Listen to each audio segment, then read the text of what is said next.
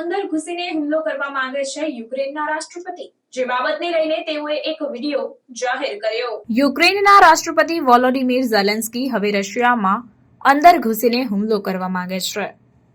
Media reports અનુસાર તે આમાં મદદ માટે અમેરિકા પર દબાણ પણ બનાવી રહ્યા છે। ઝેલેન્સ્કીએ શનિવારે એક વિડિયો જાહેર કર્યો અને કહ્યું કે 30 ઓગસ્ટે રશિયાએ ખાર્કિવ પર હવાઈ હુમલો કર્યો, જેમાં 6 યુક્રેનિયન માર્યા ગયા અને 97 લોકો ઘાયલ થયા હતા। ઝેલેન્સ્કીએ કહ્યું કે જો યુક્રેન રશિયન એરફિલ્ડ અને સૈન્ય ઠેકાણાઓને નિશાન બનાવશે તો જ આ હુમલા રોકી શકાશે।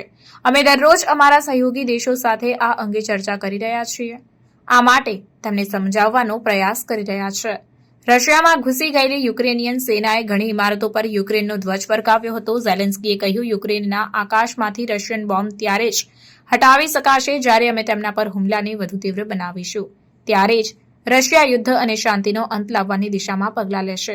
યુક્રેનની સુરક્ષા માટે અમને લાંબા અંતરે હુમલો કરતી મિસાઇલો અને રશિયા સામે તેનો ઉપયોગ કરવા માટે મંજૂરીની જરૂર છે। ઝેલેન્સ્કીએ કહ્યું કે તેમના પ્રતિનિધિઓએ યુક્રેનિયન સાથીઓ સાથે આ સંબંધિત તમામ જરૂરી માહિતી શેર કરી છે। આ પહેલા 30-31 ઓગસ્ટના રોજ યુક્રેનના રક્ષામંત્રી રુસ્તેમ ઉમરોવે વોશિંગ્ટનમાં અમેરિકન અધિકારીઓ અને એક્સપર્ટને મળ્યા હતા।